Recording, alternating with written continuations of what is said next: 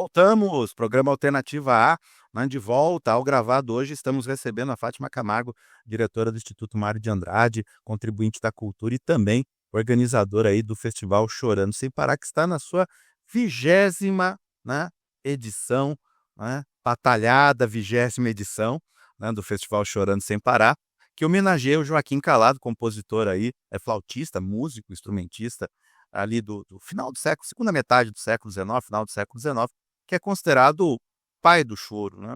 Ô Fátima, por que que, né, considera-se então Joaquim Calado o criador do choro, o pai do choro aqui do Brasil? Muita coisa já tinha acontecido de músicos tocando e alguma coisa que já estava sendo encaminhada para isso, mas podia ter se perdido, assim, né, e chegou um momento que o Joaquim Calado, ele consolidou isso, sabe, uma coisa ali, outra aqui.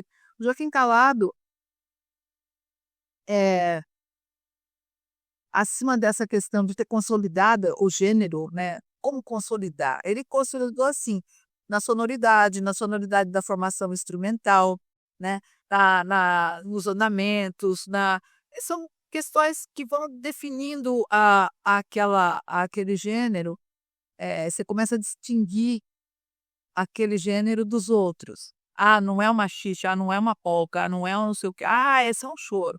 Então são detalhes mesmo de construção musical, de harmonias, mas principalmente na formação instrumental do choro, né, do das primeiras formações. Então, o Joaquim Calado, ele é um músico incrível, porque ele era um pianista, né. Ele teve uma formação, de aprendizado de música com o próprio pai e progrediu, assim, de uma maneira, ele muito talentoso, tanto como intérprete, quanto como compositor, e a história dele é muito inspiradora, porque, ele viveu muito pouco tempo, morreu com 31. Ele foi contemporâneo da Chiquinha Gonzaga, inclusive, né. Amigos, eram amigos. A gente vai fazer uma menção especial à Chiquinha Gonzaga também, porque a gente teve uma edição já Chiquinha Gonzaga, sabe. E agora a gente fez uma menção ao Joaquim Calado na edição da Chiquinha. Agora a gente vai fazer a edição Joaquim Calado e vai fazer uma menção à Chiquinha, porque eles são indissociáveis. Eh, ali que as ações formativas abordam questões, históricas, sociais, culturais, sociológicas que, hã, dentro do mundo da música, a gente não fala dessas, vamos falar de questão de gênero, vamos falar de questão racial separadamente. A gente fala dentro desse contexto da música. Então, eh, o Joaquim Calado, a gente precisa fazer essa reflexão, assim. Imagina, ele atuou mais no em 1860, em 1800, ele faleceu em 1880, né. Então, ele a abolição nem tinha acontecido ainda, né. Então a gente, com a reflexão, vale essa reflexão, com a barbárie que era, como é que um homem negro tem aquela formação, né, erudita até de e de também de como músico, pianista, e depois se projetou como um flautista, incrível tudo que fez, compôs, assim, o que ele deixou de legado de composição musical e de é incrível, é incrível. E ele conquistou coisas que a gente fica perguntando: "Como? Como que ele fez essas conquistas?". Ele era, assim, ele circulava pelos salões da nobreza, como convidado para tocar aquela música incrível que estava todo mundo de queixo caído, né. Mas ele não era convidado só para entreter os nobres. Ele foi condecorado com, hã, prêmios, né, que eram raros, né.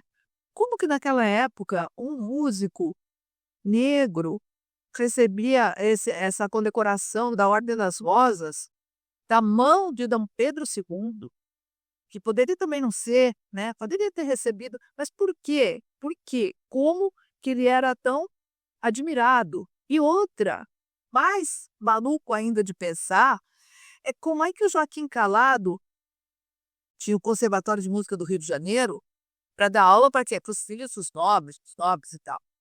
Os professores de lá eram todos europeus. Ele foi convidado para ser professor lá, entendeu? Então, ele é uma inspiração de força e de que é possível e de que a gente tem que trabalhar muito com essas questões, né? Se hoje eles estão horríveis, a gente tem que saber dessas histórias. Todos nós temos que saber disso e temos que valorizar todos de modo igual, pelas suas competências, pelas suas possibilidades. Para falar sobre essas coisas, eu não falo, não construo todos esses caminhos de programação e tudo sozinha. Eu convidei sempre, sabe, Alex? Tenho um homenageado em memória e tenho convidado presente. Esse convidado presente tem uma relação significativa com os convidado chato, ou esse compositor Araújo, já fiz outras edições.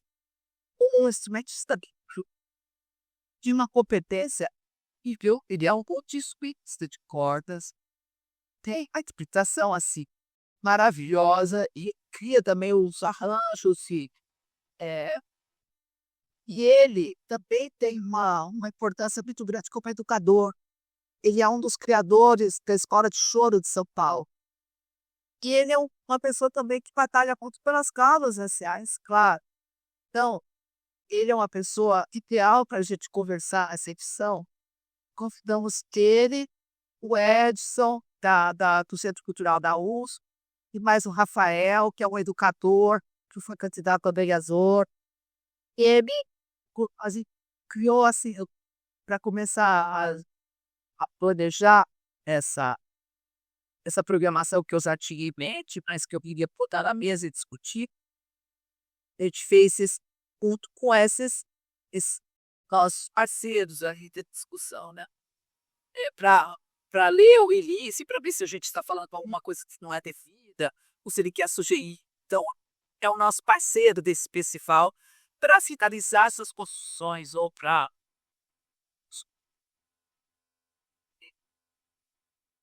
O Henrique, a gente convidou o Henrique para trazer um show próprio, porque foi um. Esse não é um show, se apresentar como show de sucesso, mas aqui a gente fez a apresentação também. Esse trabalho dele é incrível, e ele cai-se perfeitamente pelo que a gente gostaria de ver aqui. É um trabalho que se chama Choro Negro. É um quarteto de músicos e fazendo um repertório de compositores negros. Então, eu falei, poxa, para falar do Joaquim Calado, a gente tem que falar dessa questão e temos que deixar essa edição com.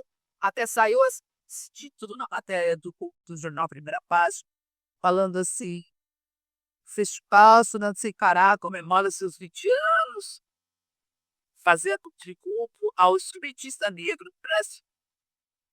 E é isso. É isso que a gente pretende fazer dessa edição um tributo a esses. E, e, e a gente não tem atividades formativas que falam sobre isso, falam sobre a importância da diáspora africana na música brasileira. São questões assim que eu acho que são bem relacionadas ao nosso tema e que a gente pensa aí, por isso que é importante convidar a todos. Ainda no domingo, ainda vai ter alguma. O sábado, a gente tem também algumas atividades formativas. A gente precisa. ah, Hoje, cedo sábado, a gente ainda tem tempo de dizer isso. Apesar que as atividades formativas no sábado acontecem no período da tarde. Então, não sei que pode ouvir. ter tempo de assistir. Mas é bom que as pessoas conheçam que existe essa programação, ele vai ter dar tempo da gente ficar melhor aqui. Mas é importantíssimo. E a gente tem também as atividades de palco. São as 2 frentes que a gente trabalha todo ano. As atividades formativas e as atividades de palco. E nesse ano mais do que nunca, todas as coisas que eram não vou ficar fazendo chororô aqui, porque o público não precisa ficar, pode conhecer se quiser. Ela fala de conta tanto problema que deu, pergunta para mim. Eu gosto de contar, porque é bom que as pessoas saibam também o que aconteceu, é importante isso. Mas isso é um festival, esse está sendo a eu pensei que o ano passado tinha sido nada seria pior em dificuldade, mas esse superou. Então a gente vai fazer o que é possível para marcar essa 20ª expedição, para não passar sem fazer nada. E até quero dizer que outras coisas, a gente tem tempo para falar da mudança que a gente vai fazer nesse Vou bloco. colocar isso no terceiro bloco, faltam uns 2, 3 minutos, que eu acho que além, né, a gente vai falar no terceiro bloco, né, das apresentações, tal, os percalços aí que, né, como a Fati falou, quem encontrar com ela e quiser saber das dificuldades, não só do Chorando, as dificuldades que, né, é trabalhar com produção cultural no Brasil, né. Apoio, patrocínio, né, os perrengues, né, além das questões, vamos dizer, climáticas também, né, a gente vai falar isso no terceiro bloco, né, e que eu acho que é legal, que é o público saber, né, saber trabalhar com cultura, o que se faz, né, as dificuldades, mas, né, no final, tá aí o festival, talvez não fosse a 20ª edição que se esperava, ou que você talvez tivesse pensado, planejado, né, mas tá aí. Bom, a gente vai para música, vamos para apoios culturais e depois a gente retorna. Posso falar só uma coisinha antes de você fechar? Pode? É importante frisar que não é a edição que a gente tinha escrito inteira, mas ela não é na sua extensão. Eu tirei algumas coisas, mas a gente sempre garante para o público o que é mais essencial, é a qualidade do elenco. Isso a gente, mesmo que a gente tenha que reduzir um pouco o tanto de coisas que vão acontecer, mas a gente pode garantir, venham porque é aquela qualidade que vocês conhecem, tá bom? Certeza, isso a gente sabe que é uma característica do Chorando Sem Parar. Então a gente vai de música, vamos aí de apoios culturais e depois voltamos aí com a Fátima Camargo, organizadora Pará, aqui no Alternativa A. Até mais.